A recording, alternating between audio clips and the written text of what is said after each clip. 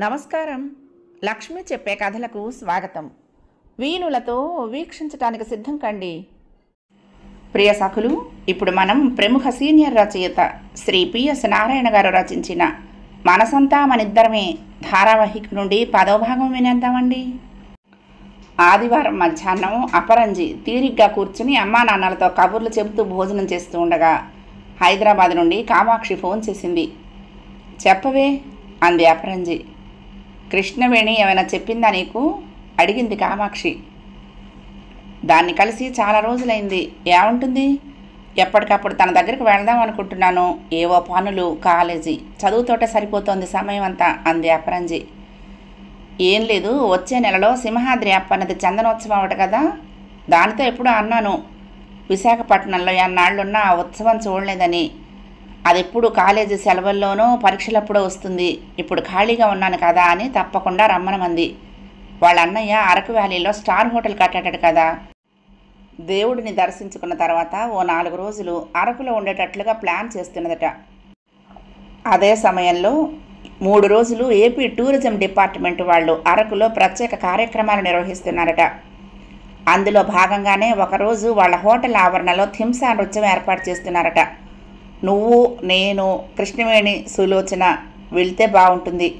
Programme వివరంగా తర్వాత చెప్తాను. రైలు టికెట్లు ముందుగా బుక్ చేసుకోవాలి కాబట్టి ఫోన్ చేస్తున్నానని చెప్పింది అంది కామాక్షి. కామాక్షి ఫోన్తో అపరంజికు ఆలోచన వచ్చింది. నివేదిత తనకి తెలుసు కదా, అరకు వెళ్ళేందుకు ఎలాగో వస్తానంటున్నది కాబట్టి తనను తీసుకొని విజయవాడ వెళ్ళొస్తే ఎలా ఉంటుందా అని. ఇంకెవరైనా వచ్చినా తామిద్దరిని చూసి దాన్నో వింతగా ప్రచారం చేయటం మొదలు పెడతారు. లేనిపోనివన్నీ కల్పించి కథలెళ్తారు. అభి ఆ సమయంలో అక్కడ ఉండేటట్లయితే వేది తల్లిదండ్రులకు కనపడకుండా ఆసుపత్రికి వెళ్ళి రావచ్చు. వెంటనే తల్లితో అంది, నాతో పాటే విశాఖలో బీటెక్ చేసిన మా స్నేహితురాలు విజయవాడలో అనారోగ్యంతో ఆసుపత్రిలో ఉంది. ఒకసారి వెళ్ళి చూసి రావాలనుకుంటున్నానమ్మా. హైదరాబాద్ నుండి కామాక్షి ఇప్పుడే ఫోన్ చేసింది. సింహాచలంలో చందనోత్సవం చూడటానికి వస్తున్నట్టుగా. విజయవాడ అమ్మాయి తనకి స్నేహితురాలే. ఇద్దరం కలిసి వెళ్ళి చూసొచ్చామా అడిగింది. మరీ అంత దగ్గర స్నేహితురాలైతే చూసిరండి. విజయవాడేగా, ఉదయాన్నే వెళ్ళి రాత్రికి తిరిగి రావచ్చు. తల్లి గ్రీన్ సిగ్నల్ ఇవ్వటంతో ఎలా నివేదిత దగ్గరకు వెళ్ళి రావాలా అని ఆలోచిస్తున్న అపరంజికి దారి దొరికింది. దుర్గ గుడి కూడా చూసి అన్నాళ్ళయిందో. వీలుంటే అమరావతి వెళ్ళి రావచ్చు. 2-3 రోజులు ఉండి వస్తాము. వాటిని అన్నింటినీ చూడాలి అనే దానికంటే ఎక్కువ సమయం నివేదితతో గడపాలనేదే ఆమె కోరిక. వెంటనే తన గదిలోకి వెళ్ళి కామాక్షికి విజయవాడ వెళ్లాల్సిన సంగతి చెప్పి ముందుగానే రిటర్న్ టికెట్ తీసుకోవద్దని సూచించింది. సాయంత్రం 5 గంటలప్పుడు కృష్ణవేణి ఫోన్ చేసింది. ఇంట్లోనే ఉన్నావా? నేను అరగంటలో వస్తా అంటూ. రారా, నువ్వెందుకు వస్తున్నావో నాకు తెలుసులే అంది అపరంజి నవ్వుతూ. అయితే కామాక్షి ఫోన్ చేసిందన్నమాట. అది చెప్పటం, నేను ఓకే చేయటం కూడా అయిపోయింది కృష్ణవేణి. ఓకే, థ్యాంక్ యూ అంది. అన్నట్టుగానే అపరంజి దగ్గరికి మరొక అరగంటలో వచ్చింది కృష్ణవేణి. కూల్ డ్రింక్స్ తాగుతూ అపరంజి బెడ్రూమ్లో కూర్చున్నారిద్దరు. అపరంజి తల్లి వచ్చి కృష్ణవేణిని పలకరించి 2 నిమిషాలు మాట్లాడి వెళ్ళిపోయింది. అనకాపల్లి నుండి సుజాతను కూడా రమ్మంటే సరదాగా ఉంటుంది కదే అంది అపరంజి. దానికి పెళ్ళై నెల కాలేదు, ఇంకా మొగుడి దగ్గరుంది. రమ్మంటే ఇద్దరినీ రమ్మనమనాలి. ఆ టైంలో అరకులో రూమ్ దొరకటం బహు కష్టం. అన్నయ్యేమో మన నలుగురికి ఓ డబుల్ బెడ్రూమ్ ఇచ్చి 2 బెడ్లు ఎక్స్ట్రా వేయిస్తానన్నాడు. అది మొగుడితో కలిసి వస్తానంటే మన రూమ్లో అకామిడేట్ చేయలేము. హోటల్లో సగం గదిలేమో టూరిజం డిపార్ట్మెంట్ తీసుకుంది వాళ్ళ ప్రత్యేక ఆహుతులకు ఇచ్చేందుకు. మిగతా వాటి కోసం అన్నయ్య మీద బాగా ఒత్తిడి పెరిగిపోతోంది. మనకంటే తప్పక ఒకటి అట్టిపెట్టాడు. అందుకే దానికి చెప్పలేదు. సులోచన అయితే ఇక్కడే ఉంటుంది. అక్కడ తిరగటానికి కూడా మన నలుగురికి ఒక కారు సరిపోతుంది. అన్నీ ఆలోచించే సులోచనను పిలుద్దామనుకున్నాను అంది. ఆ అమ్మాయికి సుజాత మంచి స్నేహితురాలే, కానీ ఆ సమస్యతో సుజాతను వదిలేయక తప్పలేదు. ఏంటి మన ప్రోగ్రాము? చందనోత్సవ సమయంలో అక్కడ 3 రోజులు శుక్ర, శని, ఆదివారం ప్రోగ్రాములు. టూరిజం డిపార్ట్మెంట్ వాళ్ళు అరకు గ్రామంలోనూ, బొర్రా కేవ్స్ దగ్గర మా హోటల్ ఆవరణలోనూ 3 రోజులు థింసా నృత్యం ఏర్పాటు చేస్తున్నారు. వాటికైతే టిక్కెట్లు పిచ్చగా అమ్ముడుపోతున్నాయి. మనం గురువారం ఉదయాన్నే బయలుదేరి ముందు స్వామిని దర్శించుకుని వెళ్దాం. హోటల్లో వాళ్ళ ప్రోగ్రాం ఆదివారం పెడుతున్నారు. మనం అక్కడ ఏర్పాట్లలో పాలు పంచుకొని ఫంక్షన్ సక్సెస్ అయ్యేలా చూడాలి. ఎక్కువగా విదేశీయులు వస్తున్నారు. వాళ్లల్లో చాలామందికి మన హోటల్లోనే బస. వాళ్లను రిసీవ్ చేసుకుని అక్కడ చూడాల్సిన ప్రదేశాల విషయంలో గైడ్ చేయాలి.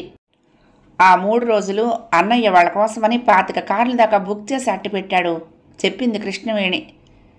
యూనివర్సిటీలో చదువుతున్నప్పుడు వాళ్ల బ్యాచ్ సాంస్కృతిక కార్యక్రమాలను నిర్వహించడంలో ఎప్పుడూ చాలా ముందుండేవాళ్ళు. అందుకే కృష్ణవేణి అన్నయ్య ఆ పనిని చెల్లెలకు అప్పచెప్పాడు. నివేదిత సెల్ ఇంకా ఆఫ్లోనే ఉంచింది. అభి నెంబర్కి ఫోన్ చేసింది 2 రోజుల తర్వాత అపరంజి. మీరు ఎక్కడున్నారు అడిగింది. నిన్న రాత్రే కోల్కతా వచ్చాను, ఇప్పుడు డ్యూటీలో ఉన్నాను. మా చెల్లి ఎలా ఉంది? She is fine. ఈ పాట ఇంటికి వెళ్ళుంటుందని అనుకుంటున్నాను. ఇంకా నేను ఫోన్ చేయలేదు. నేను మీకు మరో గంటలో ఫోన్ చేస్తాను. ఇప్పుడు ఒక అర్జెంట్ కేసు అటెండ్ అవుతున్నాను బావి అన్నాడు. ఓకే ఓకే అంటూ ఫోన్ పెట్టేసింది అపరంజి. నిన్ననే డిశ్చార్జ్ చేసున్నట్టయితే రాత్రి తప్పకుండా నివేదిత తనకు కాల్ చేసి ఉండేది. చెయ్యలేదు అంటే ఇంకా డిశ్చార్జ్ అయి ఉండకపోవచ్చు. 10 రోజులైనా నివేదిత నుండి ఫోన్ రాకపోవడంతో అపరంజి కలవరపడుతూ అభినవ్కు ఫోన్ చేసింది. ఆమె ఎలా ఉన్నది అతనికి తెలిసి ఉంటుందన్న ఉద్దేశంతో. లేదు బావి, నాతో కూడా మాట్లాడటం లేదు, అంకుల్తోనే మాట్లాడుతున్నాను. మొన్నైతే మళ్ళీ జ్వరం వచ్చిందిట. అంకుల్ బాగా కంగారు పడుతున్నారు.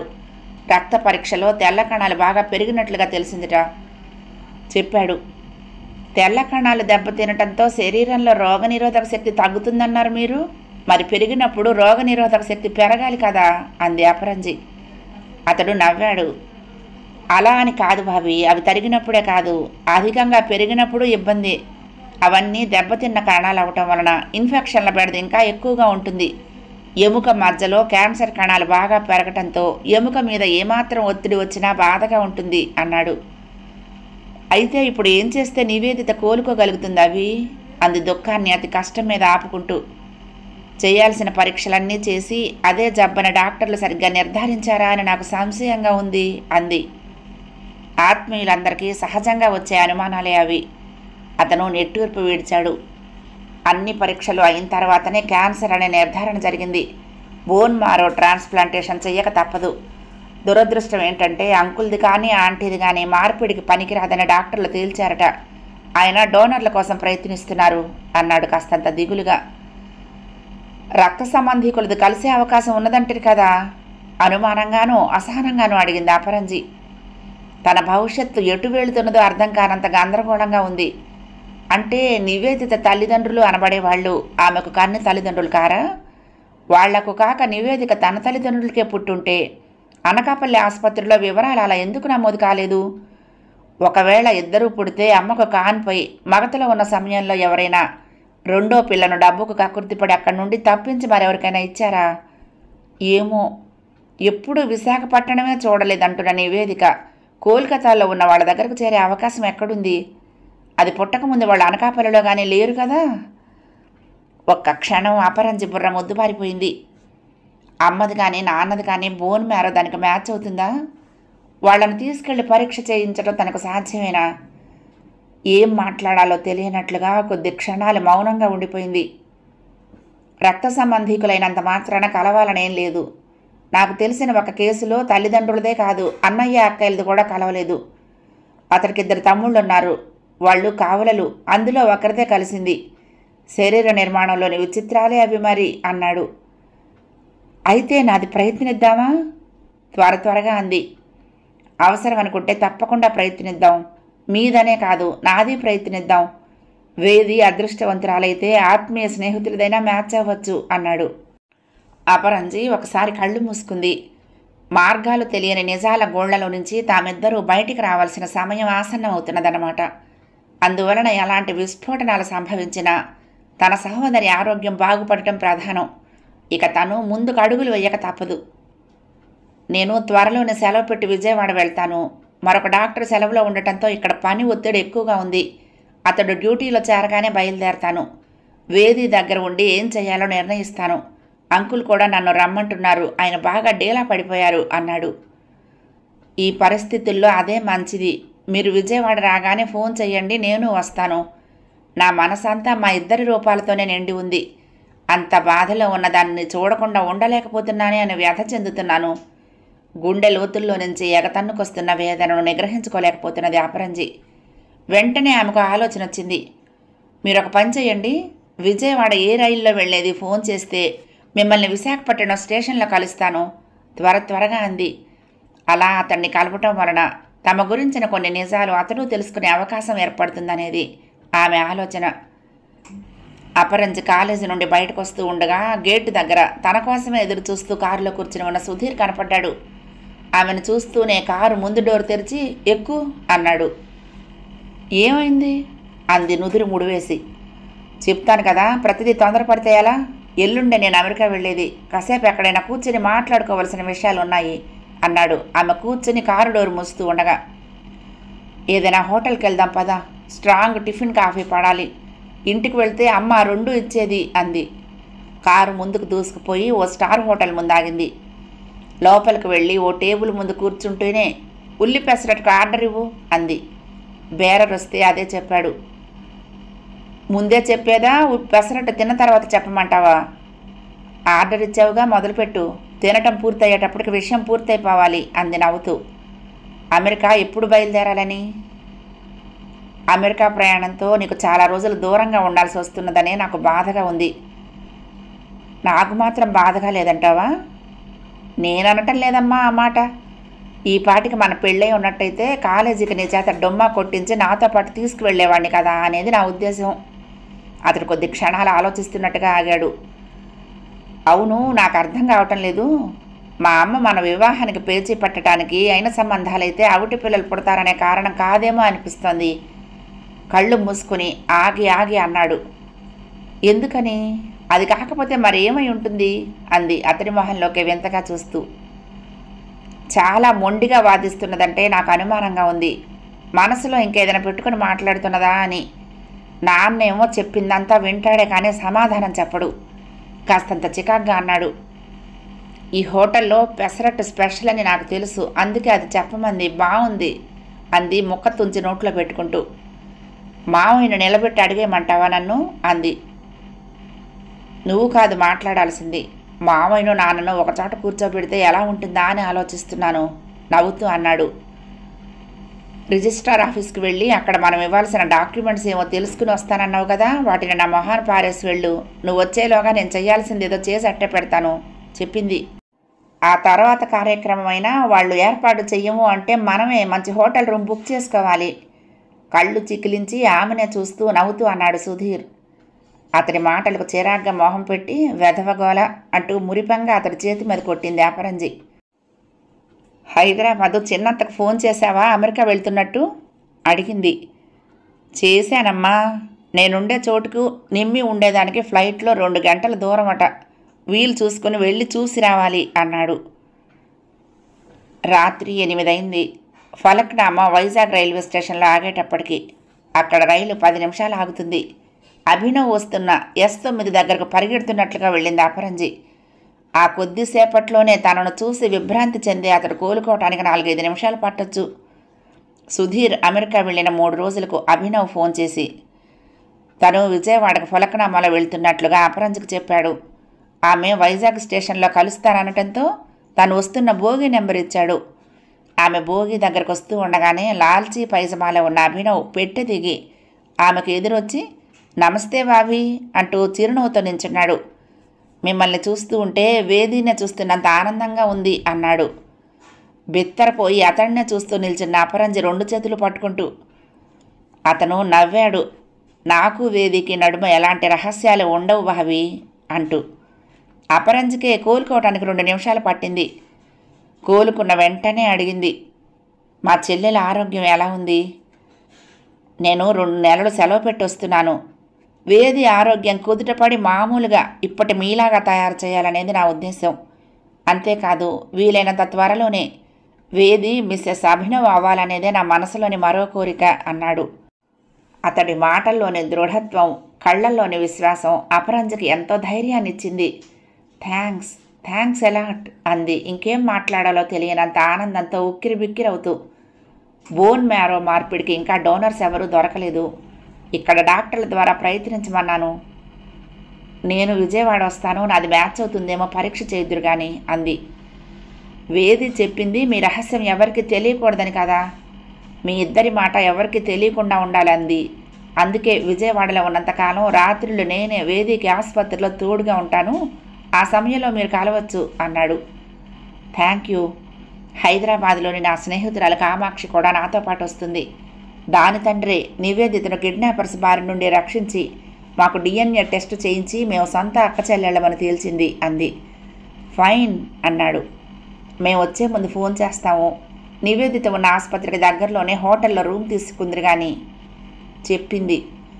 రైలు బయలుదేరుతున్నదనేందుకు సూచనగా ఇంజన్ కూత కూసింది. ఆ రోజు గురువారం ఉదయం 8 గంటలకు స్నేహితురాలు 4 అరకు బయలుదేరారు. ఓ గంటలో సింహాచలం వెళ్ళి వరాహ నరసింహస్వామిని దర్శించుకుని వెళ్ళాలనేది వాళ్ళ ఆలోచన. అక్కడ వాళ్లకు ప్రత్యేక దర్శనానికి కృష్ణవేణి అన్నయ్య ఏర్పాట్లు చేశాడు. సంవత్సరం అంతా ఉగ్ర రూపంలో ఉండే స్వామిని చందనంతో చల్లపరుస్తుంటారు. ప్రతి ఏటా వైశాఖ శుద్ధ తదియ నాడు ఆ చందనాన్ని తొలగించి మూల విరాట్కు ఉత్సవాలు జరుపుతారు. అప్పుడే భక్తులకు నిజరూప దర్శనం జరుగుతుంది.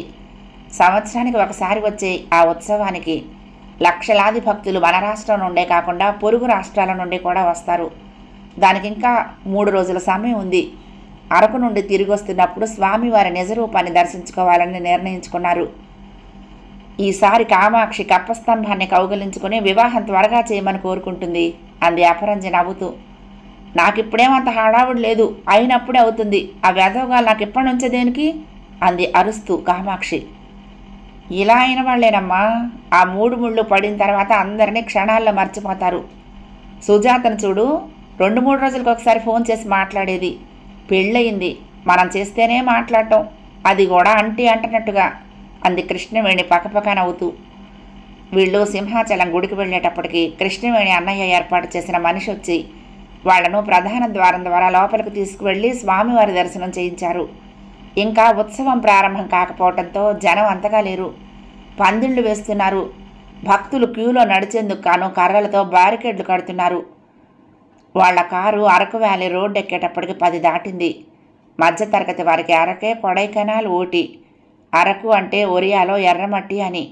ఎటు చూసినా ఎర్రమట్టే గనక దానికి ఆ పేరు వచ్చింది. ఆ 4 ఇప్పటికే దాని అందాల్ని చాలాసార్లు చూశారు. ప్యాసింజర్ రైలెక్కి ఉత్కంఠభరితంగా జరిగే ప్రయాణాన్ని ఆస్వాదించారు.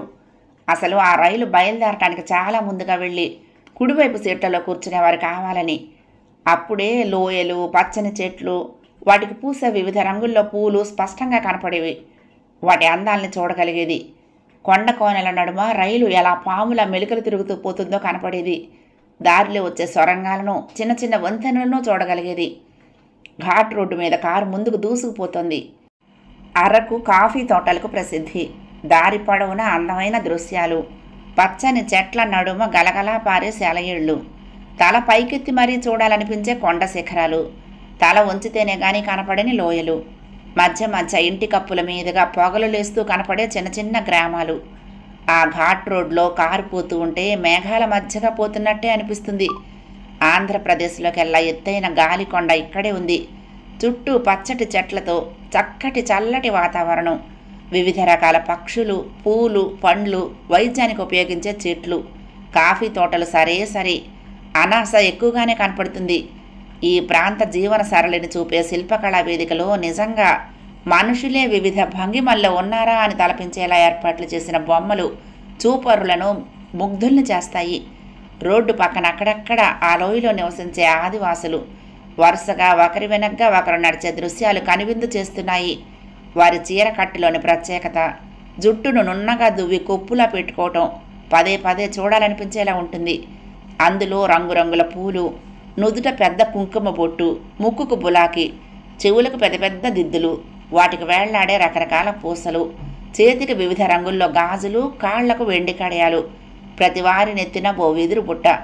వాళ్ళు దగ్గరలో ఉన్న అంగళ్లకు వెళ్ళి అడవుల్లో సేకరించిన పదార్థాలను విక్రయించి తమకు కావలసిన వస్తువులను తెచ్చుకుంటుంటారు. మొత్తం అక్కడ 14 పంచాయతీలున్నాయి. అందులో చిన్న చిన్న గూడాలు కూడా చాలా ఉన్నాయి. బొర్రా కేవ్స్కి అరకు గ్రామానికి మధ్యలో ఉన్నది కృష్ణవేణి అన్నయ్య రవీంద్ర కట్టించిన స్టార్ హోటల్ ఆదరణ. ఆ కుటుంబానికి వంశపారంపర్యంగా వస్తున్న ఆస్తే లెక్కకు మించి ఉంది. ఆ పైన తండ్రి వివిధ వ్యాపారాలు చేసి దాన్ని మరిన్ని రెట్లు పెంచాడు. ఆయనకు 2 పిల్లలు, కిరణ్, కృష్ణవేణి. వీళ్ల కారు ఆదరణ ముందు ఆగేటప్పటికి 12 దాటింది. వీళ్లను చూస్తూనే కిరణ్ ఎంతో సంతోషించాడు.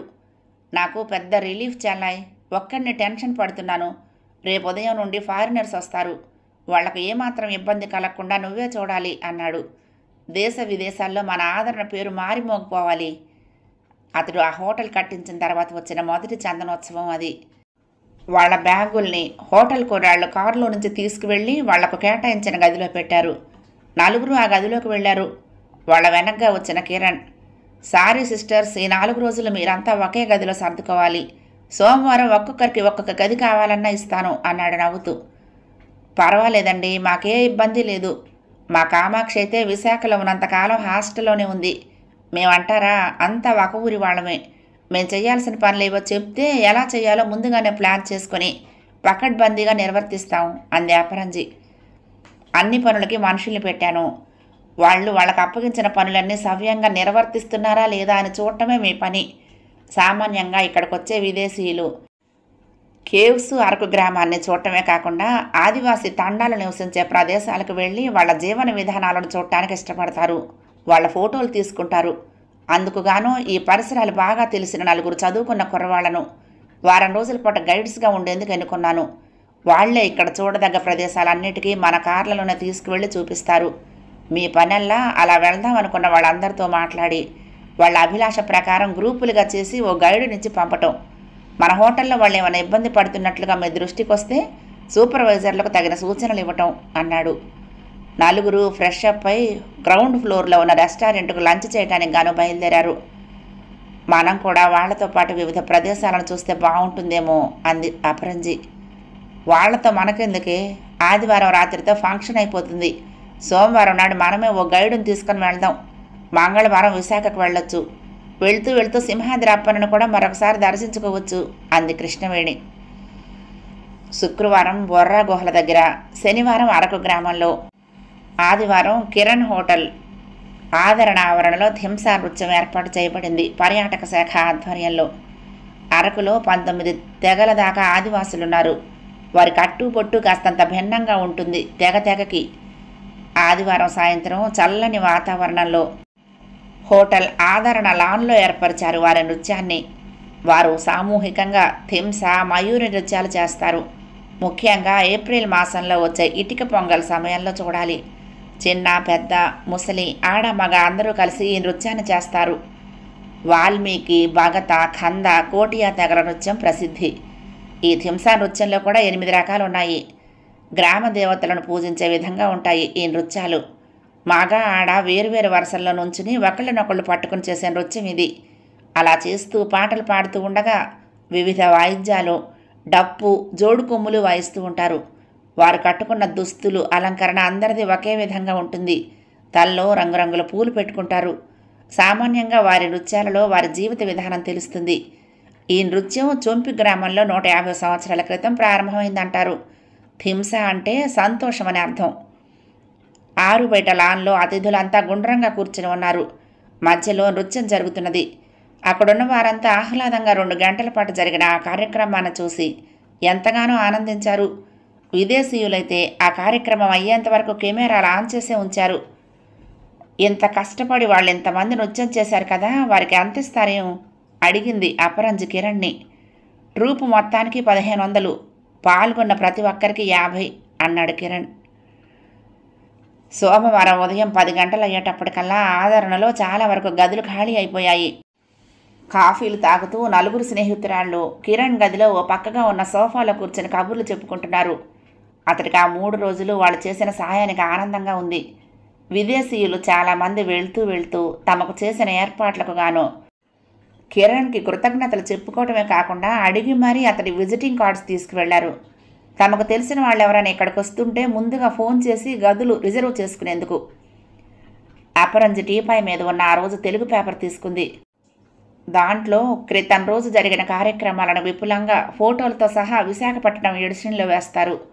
ఆ న్యూస్ కోసం పేజీలు తిప్పుతూ ఉండగా ఆమె దృష్టి ఓ వార్త మీద పడింది. మానవత్వం మరిచిన తాగుబోతు తండ్రి. 2 రోజుల క్రితం ఓ ఆదివాసీ స్త్రీకి పుట్టిన పసిగుడ్డును ఆమె భర్త తాగటానికి డబ్బులు దొరకపోవడంతో ఇంట్లో అందరినీ ఏమార్చి తీసుకువెళ్ళి అమ్మివేయటం గూడెంలో సంచలనాన్ని కలిగించింది. అది తెలుసుకున్న భార్య, బంధువులు విలపిస్తూ పోలీస్ స్టేషన్కి వెళ్లి ఫిర్యాదు చేయగా పరారీలో ఉన్న అతడి కోసం గాలింపు మొదలైంది. ఎవరు కొనుక్కున్నది కూడా అంతు చిక్కటం లేదు. అతడి ఫోటో వేశారు. గడ్డాలు మీసాలు పెరిగి భుజాల వరకు వేలాడుతున్న జుట్టు, ఎముకలు వెళ్ళుకొచ్చిన శరీరం, ఒంటిన పెద్ద గోచి తప్ప మరేమీ లేదు. విచిత్రంగా ఆ ఫోటోను వార్తను చూస్తూ ఉండిపోయింది అపరంజి. అంత హీన స్థితిలో ఉంటారా మనుషులు? ఏ తండ్రైనా అలా చేస్తాడా అన్నట్టుగా ఆ వార్త వంకే చూస్తూ బిగుసుకుపోయింది. ఏమిటే అంత ఏకాగ్రతగా చూస్తున్నావు?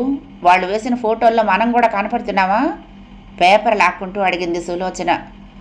కోలుకుని స్నేహితురాలకు చూపించింది ఆ వార్తను. దాన్ని చూస్తూనే, ఇక్కడనే ఉంది, దేశమంతా జరుగుతూనే ఉన్నాయి ఇలాంటివి అంది ఆ అమ్మాయి.